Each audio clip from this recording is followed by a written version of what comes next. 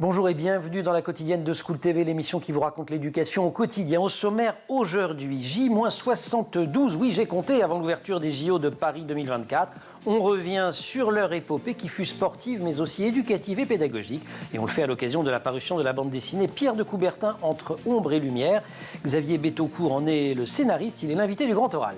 L'anti-sèche de Cécile Fournier, l'anti-sèche vous le savez, c'est la façon dont l'actualité résonne dans les programmes, actu archéologique et programmes de philo. Il semble que l'on a trouvé l'emplacement de la sépulture de Platon. L'heure de la récré, toujours avec Cécile, récré ciné en ce mercredi, mais ciné et jeux de société. Et puis rendez-vous en fin d'émission avec le conseil de famille de Candy Sans-Elle. On repart du commencement, l'arrivée du premier bébé, de la joie bien sûr, mais aussi quelques ajustements à prévoir. La quotidienne de School TV, c'est maintenant, c'est parti, Grand Oral. Mais qui était Pierre de Coubertin, inventeur des Jeux Olympiques modernes, dont la 33e édition s'ouvrira le 26 juillet à Paris? Question simple, réponse complexe. Elle est signée Didier Pagot au pinceau et Xavier Betaucourt à la plume, dans la passionnante BD qu'il lui consacre aux éditions Steinkiss, et dont le sous-titre annonce la couleur Entre ombre et lumière. Xavier Betaucourt, bonjour. Bonjour. Vous avez choisi, pour raconter l'histoire de Pierre de Coubertin, de faire dialoguer deux journalistes. Ils arrivent aux Jeux de Berlin, on est en 1936, des Jeux auxquels Coubertin lui-même n'assiste pas, il meurt d'ailleurs l'année suivante, mais il ne les a pas condamnés. Et je voudrais qu'on parte de ça quand même. Vous avez choisi finalement d'entrer dans l'histoire de Coubertin par l'aspect le plus polémique du personnage. Mais disons que c'était Coubertin, c'est un personnage mais extrêmement complexe. Et évidemment, la partie sombre a tendance à prendre un peu de place quand même. Et surtout, d'un point de vue historique, aujourd'hui, on se dit qu'il a quand même fait des choses extraordinaires, mais il y avait quand même des choses qui étaient plus que borderline quand même. Même dans le contexte de l'époque, parce que c'est la grande... Enfin, oui, si, c'est une excuse qui est souvent avancée, qui parfois est une raison et pas seulement une excuse d'ailleurs, mais là, franchement, il franchit des... Non, il n'y a pas d'excuse. Non, il n'y a pas d'excuse. Ouais. Quand il dit que M. Hitler est quelqu'un de très bien, enfin, je vois pas où on peut trouver l'excuse. Voilà. Ok, il le dit en 35, 36. Mais quand même. Avant, mais il y avait quand même 2-3 éléments qui faisaient qu'on savait que c'était pas quelqu'un de terrible. Je n'ai pas d'admiration pour Mussolini. Oui, en revanche, je vous cite, enfin je le cite, oui, j'admire intensément Hitler. Oui, je le cite, lui. Oui, oui, c'est ça. Et donc il y avait cette ambivalence permanente chez ce personnage qui était capable de choses qui étaient extraordinaires, et aussi ce colonialisme forcené. Il voyait rien en fait. Ça, c'est la version la plus sympa.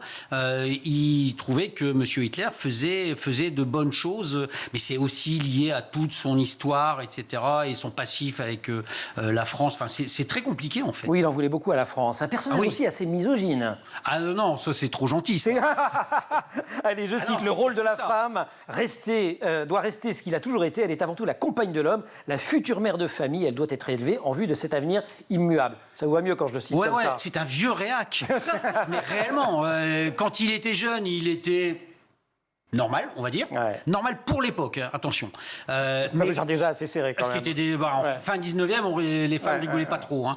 Et pour les jeux, il estimait que les femmes n'avaient rien à faire dans les jeux. Le sport, il y avait des disciplines féminines. Le golf, c'était possible. Le tennis, à la limite, mais il fallait quelque chose qui fatigue pas trop les femmes, parce qu'elles sont pas censées faire ça, elles sont censées apporter le laurier des jeux mâles. Il explique quel intérêt de jeux femelles, donc de sous-jeux femelles, par rapport aux jeux mâles. Donc ça n'avait aucun intérêt.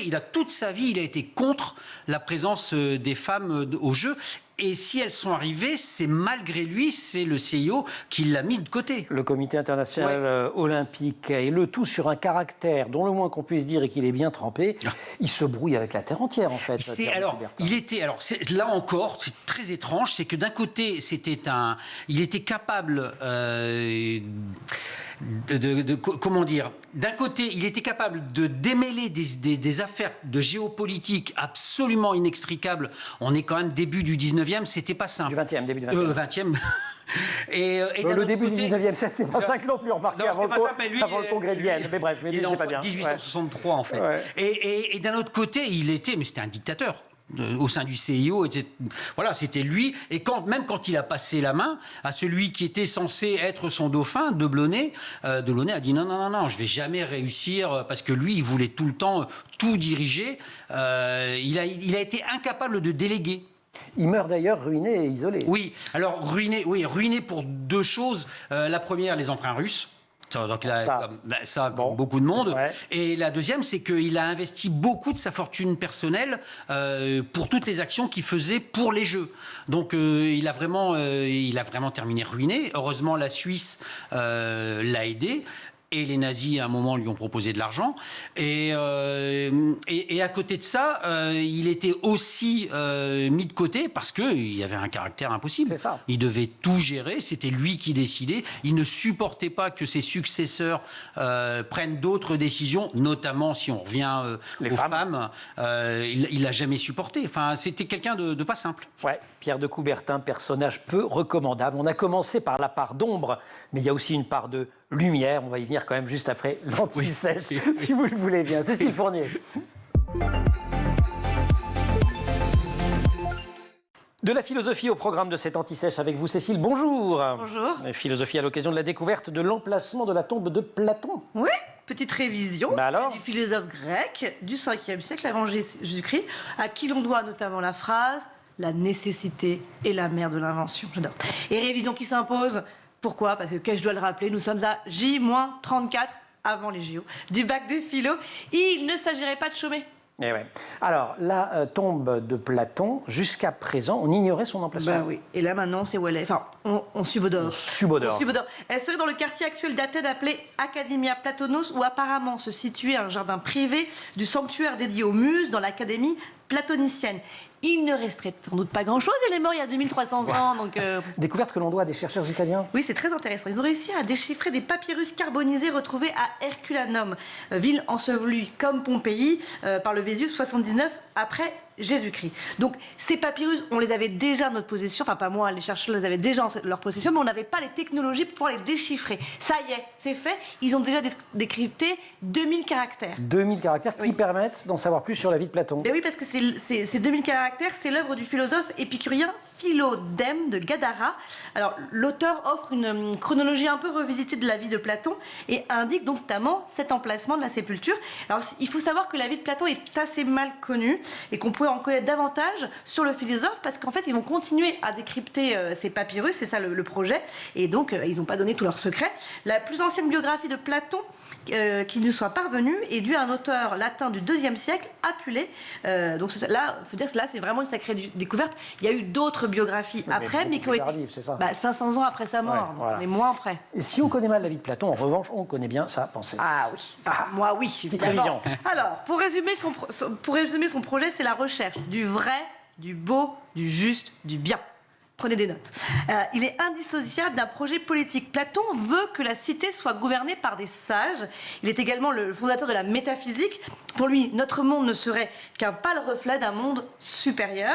Il est aussi le premier, avec Socrate, à affirmer que l'homme peut connaître l'univers en se servant de sa raison et non pas seulement en se référant au mythe ou à la religion.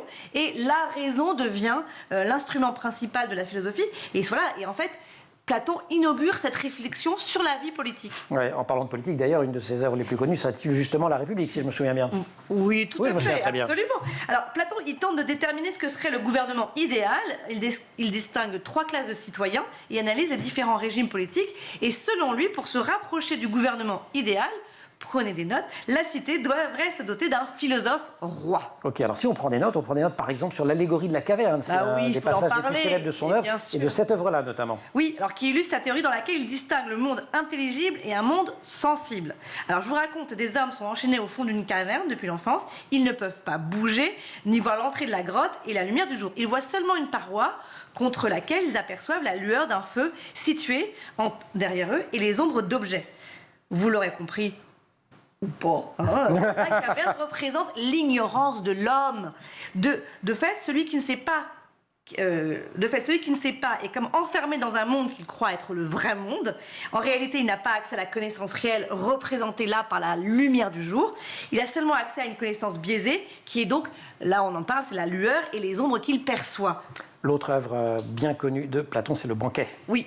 Je choisis ce deux-là, mais là, il parle d'amour et évoque le mythe des androgynes. Autrefois, les êtres humains possédaient les deux sexes, mais Zeus, pour les punir d'avoir cherché à escalader le ciel, les sépara en deux. Depuis, chaque moitié recherche l'autre. Donc, vous avez tout compris ou presque de Platon. Bien sûr. Bon, et comme la connaissance libère, c'est ça qu'il dit, on sent vous voilà libéré. Délivré. Elle l'a fait, c'est pas possible. C'est scandaleux. Merci beaucoup, Cécile, pour cette libération. On se retrouve pour la récré. Xavier Betaucourt, Grand Oral. Pierre de Coubertin entre ombre et lumière, c'est le titre de la bande dessinée de Didier Pagot et Xavier Betaucourt. On a commencé par l'ombre, on en vient à la lumière. Elle est publiée chez Steinkiss, je ne l'ai pas redit, cette bande dessinée. On vient à la lumière. Comme on est sur School TV, je veux bien qu'on commence par les convictions éducatives de Coubertin, qu'il va puiser en Angleterre. Et c'est pas pour rien d'ailleurs dans sa petite brouille avec la France. Ah oui, c'est une des multiples raisons de sa brouille. Mais non, ce qui passionnait Coubertin au départ, c'était vraiment la pédagogie. C'est ça. Et il a sillonné l'Angleterre, le monde de l'époque, en fait. Il était aux États-Unis, en Angleterre, etc. Et en fait, il essayait de comprendre pourquoi ce qui ne fonctionnait pas dans le système éducatif français. Et il a rencontré Arnold Thomas en Angleterre, qui était le directeur de mémoire, le directeur du collège de rugby, qui avait fait quelque chose de révolutionnaire, c'est introduire le sport dans l'éducation. Et il s'était rendu compte, en tout cas c'est ce qu'il estimait, c'est que l'activité physique était indispensable pour une bonne activité intellectuelle. Là, on peut remonter au grec, un esprit sain dans un corps sain, sauf que c'était complètement perdu en France. En France, le sport ne servait à rien, si ce n'est à divertir quelques aristocrates le dimanche au bois de Vincennes pour aller faire un peu d'équitation ou un peu de sabre, enfin d'épée, des choses comme ça.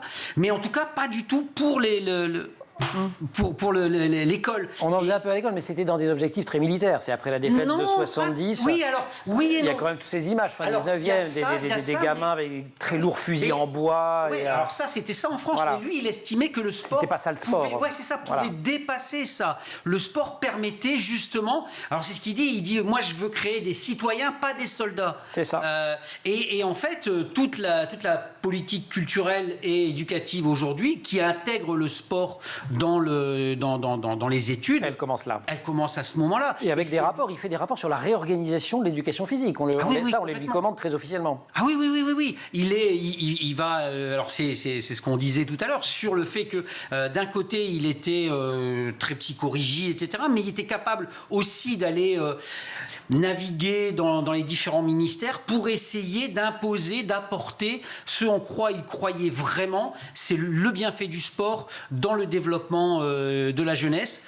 Et il se basait aussi sur l'Angleterre, qui était l'Angleterre victorienne, triomphante, etc., par rapport à la France après 1870, qui fonctionnait mal. Un esprit sain dans un corps sain, vous venez de le citer, ça marche dans les deux sens. C'est-à-dire que quand il relance les JO, on va en parler des Jeux Olympiques évidemment tout à l'heure, mais juste cette incise, il crée une Olympiade culturelle. Oui, alors ça a été à la fois sa grande envie et son gros échec, parce que tout le monde s'en fichait complètement. Ouais, c'est ça. Lui, il voulait créer, mais c'était un énéliste convaincu, et donc il était persuadé qu'à côté des jeux physiques, il devait y avoir des jeux de culture, de peinture, de musique. Il y avait de la poésie, si je me souviens bien. Je me souviens bien. Pas de l'époque, mais de ma lecture de votre excellent ouvrage. Ouais. Il a essayé. Et d'ailleurs, la chose la plus improbable quand même, c'est que Coubertin a été médaille d'or de littérature. Il suffit de lire ce qu'il avait écrit pour se rendre compte que le niveau, c'était pas ça, quoi. C'était pas tout à fait ça. En fait, ça a intéressé personne parce que pour le coup, deux personnes qui courent, c'est facile de dire, bah voilà, celui-là arrive le premier et l'autre arrive là. En littérature, c'est un peu plus compliqué. Pierre de Coubertin, un aristocrate converti à la République, notamment au moment de son passage à Sciences Po, qui alors est une toute jeune école, puisque Boutmy crée Sciences Po dans la foulée de la défaite de 1870, donc il doit être dans les premières générations. Mais voilà, il sort quand même de son milieu. Tout à fait. En fait, il était prédestiné. Il devait faire Saint-Cyr. Il s'est rendu compte que, il s'est dit, je vais faire Saint-Cyr, je vais sortir officier, je vais passer toute ma vie dans une caserne, puisque de toute façon, il n'y aura plus la guerre. Ça, c'était fin 19e. Et donc après, il a fait droit, il s'est ennuyé à mourir, et il est arrivé à Sciences Po, où il a rencontré des penseurs, et des penseurs républicains. Et c'est de là qu'est venu son amour pour la République par rapport à la monarchie. À la base, il était pour une monarchie à l'anglaise, une monarchie parlementaire, mais quand il voyait le monde aristocratique de l'époque, il se disait non, ça va pas marcher. C'est du passé. Pour le meilleur, et j'y reviens pour le pire, il y a quand même cette idée de fabriquer un homme nouveau. Alors, je ne peux pas dire une femme nouvelle, parce qu'il non, un petit peu, c'est pas la son femme sujet doit à lui. rester à sa place. Mais il y a quand même ce fantasme, qui est un fantasme très très répandu au début du XXe siècle, qui va nous donner... Oui, exactement. Oui, complètement. L'homme... Alors, il y a la chose qui va bien, en se disant effectivement, pour la santé, pour la bonne santé physique et mentale, il faut se bouger, il faut faire du sport. Mais il y a aussi, on va reprendre le côté un petit peu obscur, ça permet aussi de forger le caractère, ce qui va créer de bons colonialistes. Ça va éviter les trop grandes passions chez les jeunes garçons, des choses comme ça. Ça fera de bons maris. Voilà.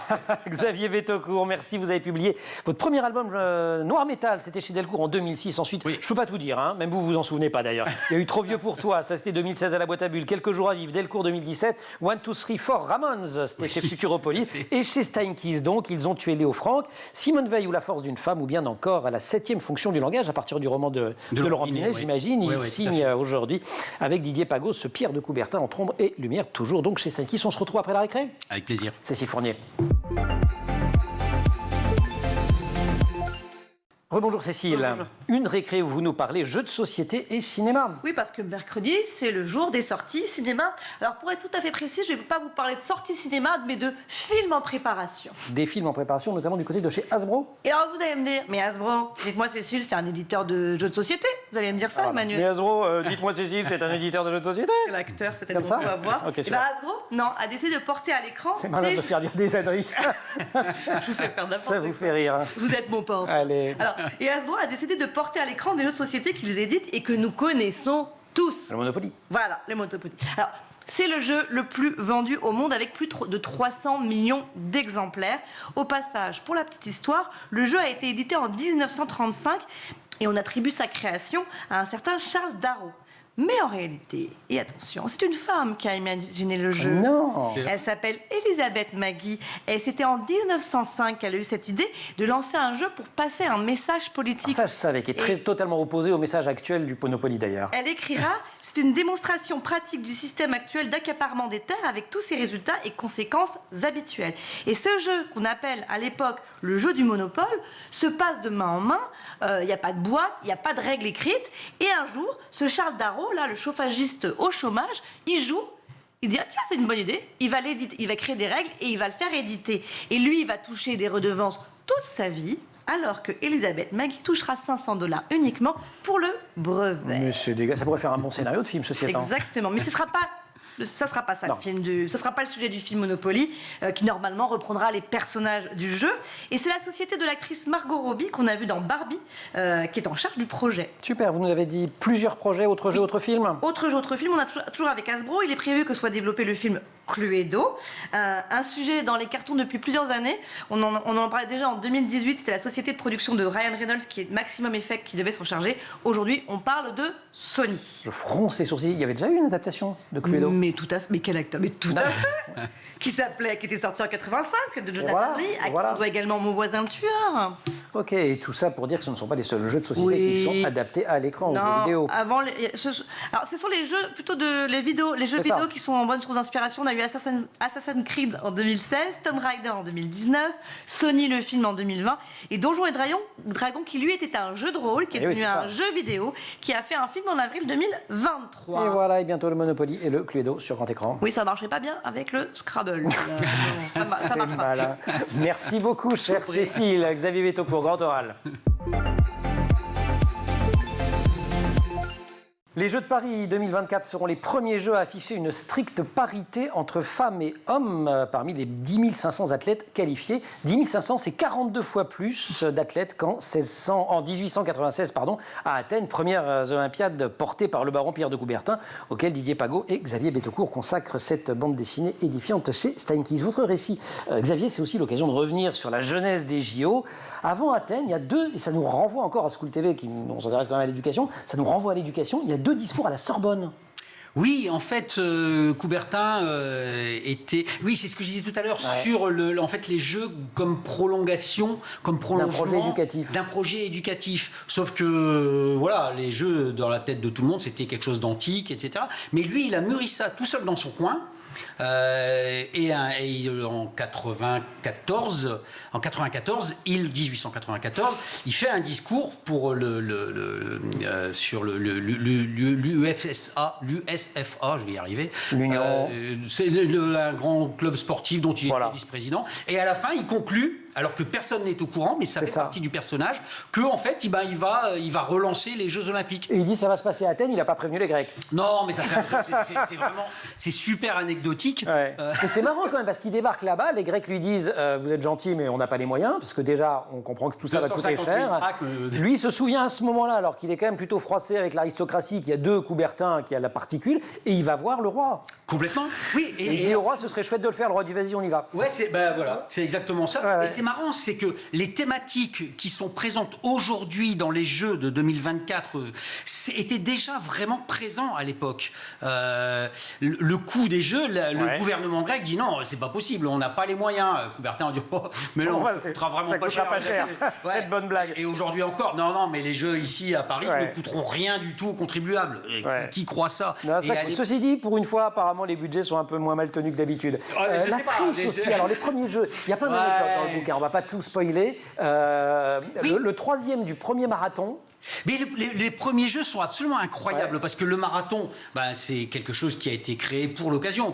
Et pour les Grecs, pour que les Grecs gagnent quand même. Et un petit peu pour que les Grecs gagnent. Ouais. Mais c'est un ami de Coubertin qui crée ça, un linguiste qui s'appelle Bréal. En fait, il crée une mythologie de ce soldat philippides qui va mourir, qui va courir 40 km, etc. C'est pas vrai, ça n'existe pas. Et donc, il y a le premier héros des Jeux, s'appelle Spiridon Louis, c'est un berger, et il gagne le premier marathon. Mais ce qui est très drôle, les 3 premiers sont 3 Grecs. Le 3e va être un peu déclassé parce que il a fait une partie de la course assis sur une charrette. Voilà. Tiré par un cheval. Rigolo. Et donc le premier jeu, première triche et premier dopage puisque en fait il s'arrêtait pour prendre un petit coup à boire. Un petit coup de Retsina ou d'Ouzo. L'histoire ne le dit pas. Les Grecs inventent le marathon, mais la longueur actuelle du marathon, elle est fixée par les Anglais. Oui, ça aussi c'est une anecdote que j'ai trouvée très amusante. Enfin amusante, je sais pas, mais en fait, la distance était approximativement 40 km. Mais aux Jeux de Londres, le roi, la reine et ses enfants avaient envie de regarder le départ du marathon. Donc ils sont à Windsor, au château, et l'arrivée devait se passer dans le stade, devant la loge royale. Donc ils ont dit OK, et ils ont mesuré, et ça fait... 42,195. Voilà. Et c'est la longueur actuelle du marathon. La devise, Situs Altus Forsus, elle n'est pas de lui. Non, du tout. C'est le père Didon. Un dominicain. Ouais, un dominicain qui avait... C'était aussi l'époque où il y avait un courant chez les ecclésiastes pour être d'émulation. Et puis il faut être capable d'imposer, pas par la force, mais celui qui se sent un petit peu mou par rapport à la religion, on va le fortifier. Voilà. Et donc c'est lui qui crée ça pour son école et qui est repris par Coubertin. L'important c'est de participer, c'est pas de Coubertin. Et non, ça non plus c'est pas de Coubertin. Vous voyez, je vous étonne quand même. Mais non, mais on revient à Londres où les Anglais qui sont les... Et c'est encore un curé d'ailleurs. Ouais. Oui. Monseigneur Talbot. C'est ça, parce que les Anglais trichaient, mais de manière éhontée. Les jurés, ça, c'était que des Anglais. Donc voilà, les athlètes américains étaient désespérés et furieux. Et dans le sermon du père Talbot, il leur dit pour les calmer, l'important n'est pas de gagner, mais de participer. Enfin, c'est pas exactement ces termes-là. Ça a été repris par Coubertin lors du dîner de gala en disant. On termine d'un mot avant le conseil de famille de Candice Anzel. Il y a aussi un gymnaste avec une jambe de bois qui concourt avec tous les autres. Ils inventent les Jeux paralympiques en même temps que les JO à l'époque. Et il a gagné plein de médailles. Et ça choquait personne. Non, non. Voilà, il y avait une jambe de bois, mais il servait les bras. Et voilà, c'était un gymnaste. Xavier Tocco, vous restez avec nous, Xavier, pour le conseil de famille, mais je rappelle que Pierre de Coubertin, entre ombre et lumière, vient de sortir, c'est chez Steinkind. Vous avez vu, on apprend plein de choses. Il y a toute la part d'ombre de Coubertin, il y a aussi plein d'anecdotes et de récits, et c'est magistralement décidé et raconté, je dois dire. Cécile, merci beaucoup. Candice Anzel, conseil de famille. Conseil de famille, c'est notre rendez-vous hebdomadaire avec Candice Anzel. On parle parentalité. Candice, bonjour. Bonjour. Vous avez repris les basiques là, de la parentalité. C'est l'arrivée du premier bébé, moment à la fois extrêmement joyeux, bouleversant aussi pour un couple, une étape qui peut mettre à l'épreuve la vie à deux. Et vous avez quelques conseils pour gérer cette transition. Bienvenue au royaume des nuits blanches et des couches sans fin. L'arrivée d'un premier bébé, effectivement, est un véritable tsunami et naviguer dans la vie des nouveaux parents, ça peut soulever de nombreux défis pratiques et émotionnels. Alors aujourd'hui, on va parler des problèmes les plus courants finalement auxquels vous pouvez être confrontés et trouver surtout des solutions pour que ce soit un peu efficace. Si je remonte quelques années en arrière, souvenir personnel, le premier sujet, c'est quand même le manque de sommeil, les nuits entrecoupées par les réveils fréquents, il faut nourrir, changer le bébé. Oui, imaginez évidemment que aujourd'hui, votre seul luxe, c'est de vous dire, est-ce que je vais pouvoir dormir 2 heures d'affilée ? Généralement, c'est non, on va être très clair. Bienvenue dans votre nouvelle réalité. Donc l'arrivée d'un bébé, effectivement, c'est émotionnellement et physiquement extrêmement éprouvant. Donc montrez-vous compréhensif et patient avec votre conjoint. Donc offrez-vous mutuellement du soutien. Donc ça peut se traduire en fait par des gestes très simples finalement, comme prendre le relais avec le bébé quelques minutes pour simplement aller aux toilettes, prendre une douche ou manger un petit morceau. Et puis profitez des siestes de votre bébé pour vous caler sur son rythme. Alors ces micro-siestes, même si ça peut paraître très court, ça va vous permettre de recharger les batteries pour le reste de la journée. Si on est un peu irritable, c'est ça. La fatigue.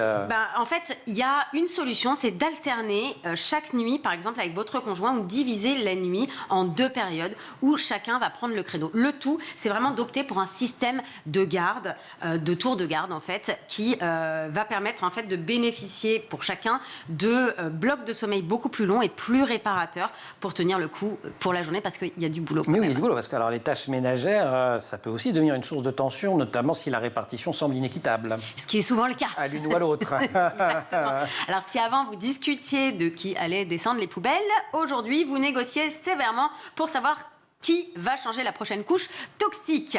Alors ça peut se terminer au jeu de pouce. Moi c'est ce qu'on faisait avec mon mari, c'était assez drôle d'ailleurs, afin que personne ne se sente lésé. Jeu de pouce. Oui. Ah oui, il fallait appeler le pouce de l'autre. Et celui qui perdait allait changer la couche. J'ai choisi ce jeu parce que vous gagnez à tous les coups. C'est souvent lui qui gagnait en réalité. Ouais. Moi, je suis meilleure au Shifumi. D'accord. Et justement, afin que personne ne se le sente lésé, on peut établir une liste claire de toutes les tâches à faire et les répartir équitablement, un peu comme dans un jeu de cartes. Allez hop, lessive, courses, vaisselle, cuisine, et puis après évidemment vous alternez, vous échangez, vous négociez en fonction de vos préférences, et puis si effectivement il y a des tâches ingrates, ça peut se régler au Shifumi ou à la bataille. Vous avez aussi une règle que vous voulez partager, c'est celui qui fait qui a raison. Oui, cette règle, moi j'aime bien celle-là. Alors elle est hyper efficace, moi je l'adore. Ça veut dire qu'on ne critique pas en fait la façon dont l'autre fait les choses. On délègue. Exactement, et au contraire on va même reconnaître les efforts de l'autre et les valoriser, parce que ça va lui donner confiance en lui, et puis ça va renforcer le lien. C'est une période finalement qui est éprouvante pour tout le monde, donc c'est pas la peine non plus d'en rajouter avec des remarques désobligeantes si votre conjoint a boutonné lundi avec mardi, ou que le body du petit est à l'envers. Au final, il y a quand même des problèmes un peu plus graves que ça, non ?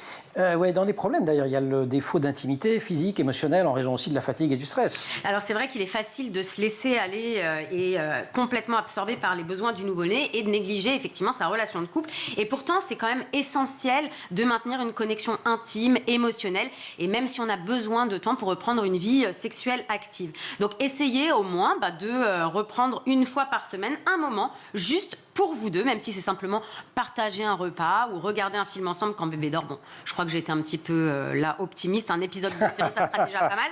Et n'oubliez pas qu'avant d'être un couple parental, vous êtes un couple. Donc planifiez des escapades romantiques dans le salon, des dîners aux chandelles à 18h. La romance n'est pas morte, elle est juste très fatiguée. D'un mot, autre problème important qui survient lorsqu'un des parents, c'est souvent celui, et je dois dire celle, qui passe le plus de temps à la maison, qui se sent isolé, déconnecté du monde extérieur. Alors c'est sûr que si vous commencez, quand votre conjoint arrive par dire « Mais qui c'est qui va manger le beau poulet rôti ce soir ?» Clairement, là, il est temps d'envoyer un SOS et de retrouver le monde des adultes. Donc, envoyez une bouteille à la mer ou un texto, c'est quand même plus efficace et plus écolo.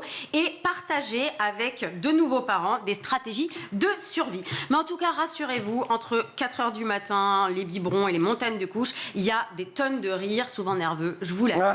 Et beaucoup d'amour. Et beaucoup d'amour, c'est l'essentiel. Candice, merci beaucoup. Merci beaucoup Xavier de nous avoir accompagnés dans cette émission. Je rappelle qu'avec Didier Pagot, vous signez Pierre de Coubertin en Ombre et Lumière, c'est chez Steinkiss et c'est passionnant. Et merci aussi à toute l'équipe de l'émission. Laure Oudemont au maquillage, Marine Plantec et Pénélope D pour la préparation de l'émission qui sont en régie aujourd'hui avec Sully Vanier au son, Théo Boscar à la réalisation. Vous restez sur School TV, vous nous retrouvez nous en permanence sur Internet et sur les réseaux sociaux.